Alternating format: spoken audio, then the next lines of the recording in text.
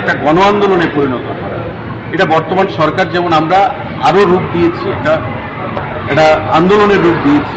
প্রতিটা ক্ষেত্রে ক্লাব বলুন, বিভিন্ন সংস্থা বলুন, পুরো পরিবার বলুন, আগের সরকারেরও একটা ভূমিকা ছিল। কিন্তু মাঝখানে কোভিড-19 করোনা মহামারী, সেই করোনা মহামারীর ফলে এটা ব্যাঘাত ঘটে, ব্যাহত হয়। আমরা কখনো ভাবিনি যে আমরা এইভাবে আবার একত্রিত হব, মিলিত হব। কোভিড মহামারীর সময় সারা বিশ্ব সেখানে অন্ধকারের মধ্যে চলে এসেছে, কিন্তু আমাদের মোদিজি, আমাদের সরকার, আমরা আবার মানুষকে দিশা দেখিয়েছি। ঐক্যবদ্ধভাবে দেশের মানুষকে নিয়ে কোভিড মহামারীর বিরুদ্ধে লড়াই করে আমরা আবার জয়ী হয়েছি।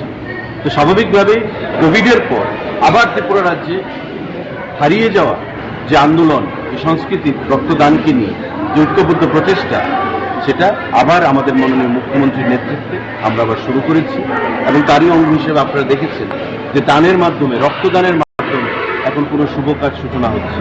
বিয়ে বলুন, শ্রাদ্ধানুষ্ঠান বলুন, অন্নপ্রাশন বলুন, কোনো দ্বার উদ্ঘাটন বলুন, কোনো ক্লাবের কোনো কর্মসূচি বলুন, যে কোনো কাজ রক্তদানের মাধ্যমে আমাদের রাজ্যে যুব সমাজ বা ক্লাব কর্তৃপক্ষ, বিভিন্ন কর্তৃপক্ষ সেখানে শুরু করছে। তো পরিসংখ্যান বলতে বর্তমানে আমাদের রক্তদানের একটা রেকর্ড স্থান আমরা সারা দেশে বেশি জায়গায় রয়েছে। কিন্তু তারপরেও আমরা বলবো যে সামনের দিকে এটাকে আরো এগিয়ে যেতে হবে। রক্তদানের এখনো গ্রামের মধ্যে, মানুষের মধ্যে অনেকটা অনীহা আছে। সেই অনীহাটাকে কাটিয়ে, ভয়ভীতিটাকে কাটিয়ে, আপনার জন্য আমার, আমার জন্য আপনার, এই মানসিকতা নিয়ে সমাজকে সুন্দর করার জন্য, মানব ধর্ম পালন করার জন্য আমাদের সেখানে সামনের দিকে আমাদের ঐক্যবদ্ধভাবে প্রয়াস নেব। এবং এটা তখনই সফল হবে যখন এই সমস্ত ক্লাব, সামাজিক সংগঠনগুলো যখন ঐক্যবদ্ধভাবে সবাই একসাথে মিলে এক সুরে আমরা কাজ করতে পারি। যুবকদের সঙ্গে যুবতীরাও এগিয়ে আসছে স্বেচ্ছা রক্তদানে, এটা আমাদের খুবই গুরুত্বপূর্ণ জিনিস। আপনাদের দেখবেন গত কয়েকদিন আগে আমি একটা ব্লাড ডোনেশন ক্যাম্পে ছিলাম রাম ঠাকুর কলেজে। সেখানে মহিলারা শুধু রক্ত দিচ্ছে ম্যাক্সিমাম, আমরা দেখেছি। এটা একটা গুরুত্বপূর্ণ দিক। মহিলারাও সচেতনতার বৃদ্ধি হয়েছে তাদের মধ্যে, এবং এটা আমাদের সরকারের একটা বিশেষ পাওনা। ওমেন এম্পাওয়ারমেন্ট আমরা বলি, মোদিজি ওমেন এম্পাওয়ারমেন্ট 33% রিজার্ভেশন মহিলাদেরকে এনে দিচ্ছে। আমাদের পঞ্চায়েত সিস্টেমে 50% মহিলাদের রিজার্ভেশন হয়েছে। আগামী দিনে হয়তো সময় আসবে বিধানসভা, লোকসভায় 33% মহিলা রিজার্ভেশন হবে। তাই ওমেন এম্পাওয়ারমেন্ট যেমন একদিকে হচ্ছে, ঠিক তেমনি আপনার মহিলাদের মধ্যে সচেতনতাও বৃদ্ধি পেয়েছে। এবং এটা হচ্ছে কারণ যে আজকে মহিলারা আমাদের সরকারের প্রতি, আমাদের দলের প্রতি হাজার হাজার, লাখ লাখ মহিলারা সমর্থন প্রদান করছে। সেলফ হেল্প গ্রুপের সংখ্যা বেড়েছে আমাদের সরকারের আমলে।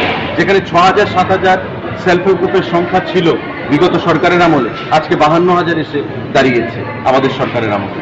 তো ওমেন এম্পাওয়ারমেন্ট কিভাবে করতে হয়, মোদিজি সেটা আমাদেরকে দিশা দেখিয়েছে, আমাদের সরকার আমাদেরকে দিশা দেখিয়েছে, এবং সেটা আগামী দিনে আবার সামনের দিকে আমরা এগিয়ে নিয়ে যাব।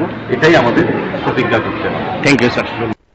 দেখুন, আগামীকাল 23শে জানুয়ারি, এবং এটা ভারতবর্ষের স্বাধীনতা আন্দোলনের অগ্রণী সৈনিক যিনি ছিলেন নেতাজি সুভাষচন্দ্র বসু, রাষ্ট্রনায়কদের মধ্যে অন্যতম, ওনার 127তম জন্মদিন।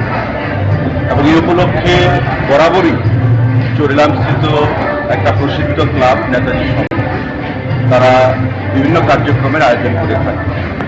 আজকে এবার দুদিনব্যাপী কর্মসূচি তারা গ্রহণ করেছে এবং রক্তদানের মাধ্যমে তার শুভ সূচনা করেছে।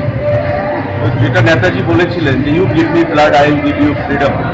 স্বাধীনতা আন্দোলনে দেশের যুব সমাজকে সেখানে অনুপ্রেরণা যোগানোর জন্য আজকে সেভাবে নেতাজি ক্লাব সেখানে রক্তদানের মাধ্যমে তাকে স্মরণ করার জন্য এই কর্মসূচি তারা আয়োজন করেছে।